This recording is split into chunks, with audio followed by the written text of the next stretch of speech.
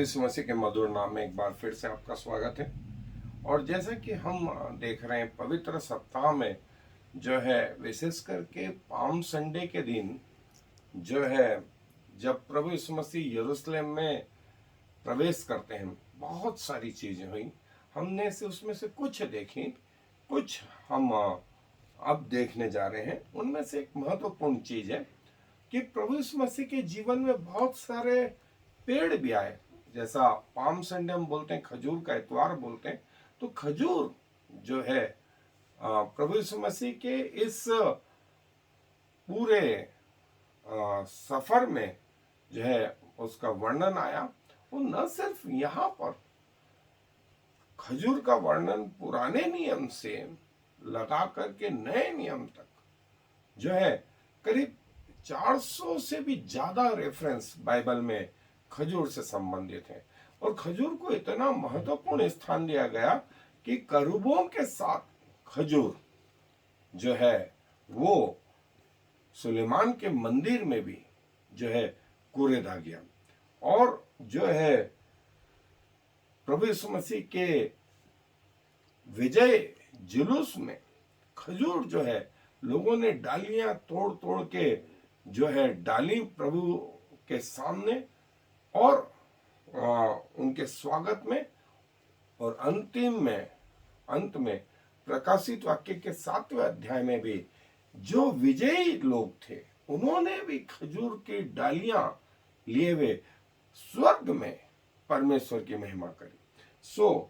मेरे साथ निकालें यूहन्ना रचित सुसमाचार उसका 12वां अध्याय और उसकी जो है 13 आयत से, या मैं 12 आयत से पढ़ रहा हूं आपके लिए।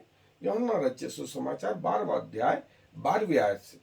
दूसरे दिन बहुत से लोगों ने जो पर्व में आए थे यह सुनकर कि यीशु यरूशलेम में आता, खजूर की डालियां ली और उससे भेंट करने को निकले और पुकारने लगे कि होशाना, धन्य इजराइल का राजा जो प्रभु के नाम से आता है। जब यीशु को एक गधी का बच्चा मिला तो उस पर बैठा, जैसा लिखा है कि है सियोन की बेटी मत डर, देख तेरा राजा गधे के बच्चे पर चढ़ा हुआ चला आता है। जो है थोड़ी देर तक हम खजूर के पेड़ से जो है बहुत सारी शिक्षाएं ले सकते हैं। आए मेरे साथ। जैसे मैंने कहा कि पुराने नियम में भी खजूर का वर्णन आया है। और जो है यरीहो जो नगर था उसको खजूर का नगर ही कहा जाता था। जैसा व्यवस्था विवरण की पुस्तक 34वां अध्याय 3री आयत में और न्यायों की पुस्तक 1 अध्याय 16वीं आयत, 3रा अध्याय 13वीं आयत में। और जो है यहाँ से आज भी बहुत सारे जो है फल और जो है उपज आती हैं। और उसमें से महत्वपूर्ण एक है खजूर के फल और उसकी पत्तियां जो है न सिर्फ टोकनियां या छत के काम में आती हैं, लेकिन उसका तना भी जो है बहुत सारी चीजों के काम में आता है। और जैसा कि लिखा हुआ है कि इसका जो मतलब है, पाम का मतलब है या खजूर का मतलब है, वो है विक्ट्री। और जो है आत्मिक रीति से शारीरिक रीति पर शरीर पे जय पाना, जिसका वर्णन जो है प्रकाशित वाक्य के 7वें अध्याय की 9वीं आयत में भी आया। और जो है खजूर के ब्रांचों का या खजूर के जो टहनियों का जो मतलब है, जैसा मैंने बताया, विक्ट्री, विजय, ट्रायम्फ, भव्यता और शांत, पीस और जो है अनंत जीवन।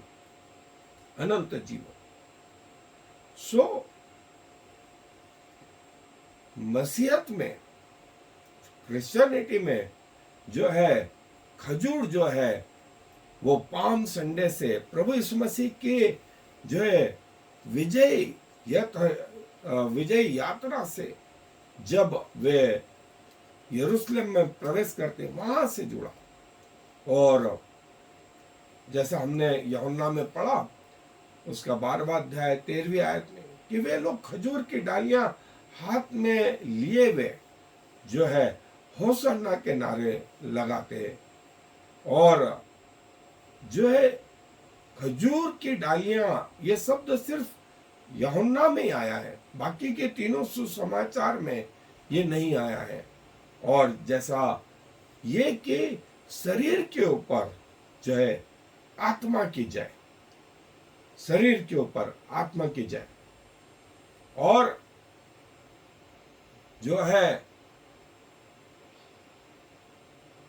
वो, जैसा मैंने इस वेडनेसडे के दिन बताया था कि इस खजूर को जो है संभाल करके टोकनियों में या चर्च में भी जो है रखा जाता है। कई लोग अपने घरों के आगे एक क्रॉस के रूप में खजूर की डालियां लगा देते हैं और इसी खजूर को अगले साल, आने वाले साल के इस वेडनेसडे, राख के बुधवार के दिन इस खजूर को जलाया जाता, उस पर आशीष मांगी जाती और जो है लैंड का पहला दिन जो है यहां से आरंभ होता, उसकी राख जो है यहां से प्राप्त की जाती। और जो है जैसा मैंने बताया कि आत्मा की शरीर पर विजय, और ये उसका प्रतीक था। पुराने समय में जो है विजय पताका के रूप में जो मेडल के रूप में दिया जाता था, वे खजूर के जो है पत्तों के जो है या तो मुकुट होते थे, उसके मेडल होते थे और बहुत सारी चीजें खजूर जो है उन दिनों में भी प्रकट होता था। बाइबल के अलावा इसका वर्णन बहुत जगह जो है मिलता है। और खजूर जो है एक रिप्रेजेंट होता है, खजूर को जो है स्वर्ग के रूप में, जैसा हमने देखा अनंत जीवन के रूप में और स्वर्ग के रूप में भी जो है उसको प्रगटीकरण एक चिन्ह के रूप में प्रकट किया जाता है। और मसीह यीशु स्वर्ग से आए और स्वर्ग में हमें ले जाएंगे, ये खजूर का एक प्रतीक है। और जो है खजूर जो है आजादी को, धार्मिकता को, पुनरुत्थान को, आपके विजयता, इन सब को बताता। और ये जो है आपके पारिवारिक जीवन के जो है सफलता को भी बताता है। और पुराने समय में ये अच्छाई और विजय जीवन तो जैसा मैंने बताया है वैसा है ही। और प्रभु यीशु मसीह के रास्ते में, मार्ग में खजूर के जो है डालियां तोड़ तोड़ के डाली गई।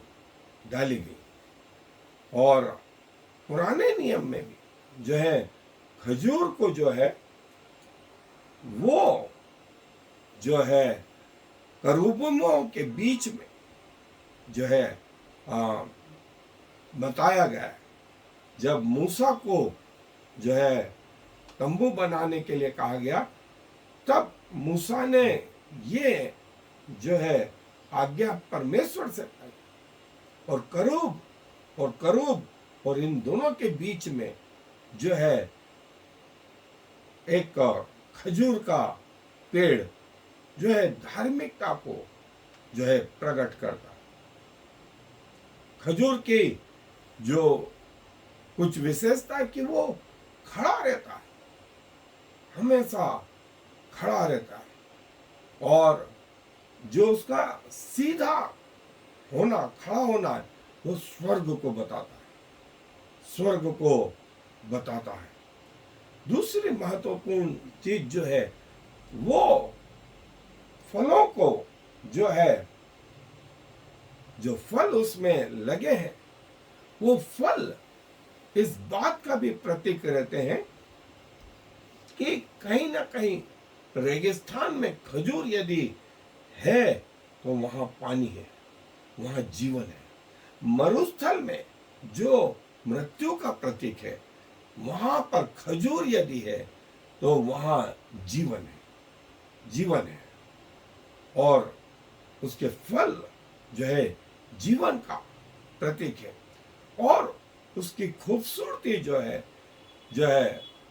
कई जगह खजूर के पेड़ों को, आसपास के वातावरण को खूबसूरत बनाने के लिए भी किया जाता है।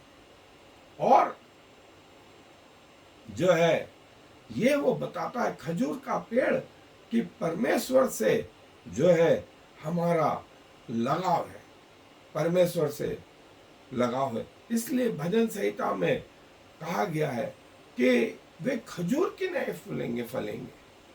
और जो है वहां की आसपास की भूमि भी जो है वो इतनी आसानी से खजूर को डिस्ट्रॉय नहीं कर पाती।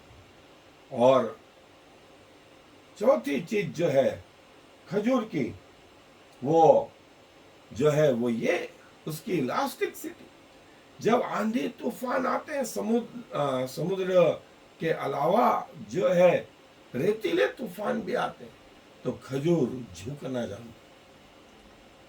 और जब तूफान चले जाते हैं तो वो फिर से खड़ा हो जाता है। सो एक धर्मी व्यक्ति के जीवन में जो है 1000 बार बाइबल बताती कि यदि वो गिरे 1000 बार वो खड़ा हो जाता है। ये वो खजूर उसकी पहचान है।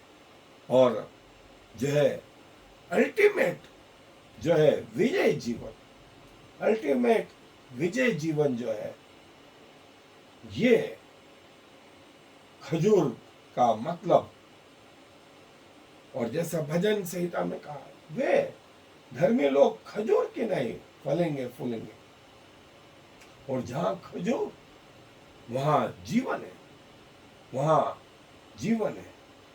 और मरुस्थल जो है वो मृत्यु का प्रतीक, तो खजूर जीवन का प्रतीक। सो प्रभु यीशु मसीह जो है हमें ये बताते हैं कि वे एकमात्र जरिया है स्वर्ग तक पहुंचने के लिए। वे मरुस्थल या इस पापमय संसार में जहां मृत्यु है वहां जीवन है, वहां जीवन है। प्रभु यीशु मसीह हमारी खूबसूरती है। और समय के हिसाब से प्रभु झुकना जानते हैं। सो आए अपने जीवनों को प्रभु को समर्पित करें और प्रभु के पास चलें। धन्यवाद प्रभु जी उस खजूर के जीवन के लिए। जहां मृत्यु थी वहां खजूर ये बताता था कि जीवन है। और प्रभु इस संसार में जब अंधकार था तब आप ज्योति बन के आए थे। आपने कहा मैं जगत की ज्योति हूं। अब आपने ये बताया कि मरुस्थल में जहां मृत्यु है, इस संसार में जहां मृत्यु है, वहां आप जीवन बन करके आए। और स्वर्ग तक का रास्ता सिर्फ आपके पास में। आपने कहा कि मेरे बिना कोई पिता तक नहीं पहुंच सकता। सो प्रभु अपने आप को आपको समर्पित करते हैं और चाहते हैं कि हमारे जीवन में प्रभु आपका जीवन आए और आपके जीवन से हम स्वर्गीय निवासों में उन लोगों के साथ शामिल हो सकें जो हाथ में खजूर की डालियां लिए हुए आपका आदर और आपकी आराधना स्तुति करती है, जिसका वर्णन आपने प्रकाशित वाक्य के 7वें अध्याय में लिखवाया। प्रभु सारा आदर आपको देते हुए इस विनती को प्रभु यीशु मसीह के नाम से मांग लेते हैं। आमीन और फिर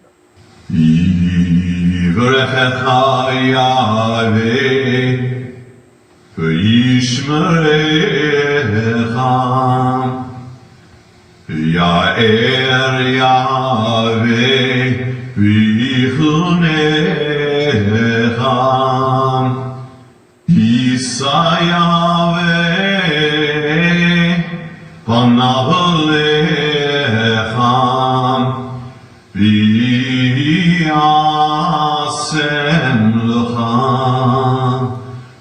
Shalom.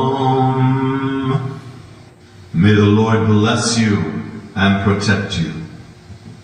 May the Lord smile on you and be gracious to you. May the Lord show you his favor and give you his peace.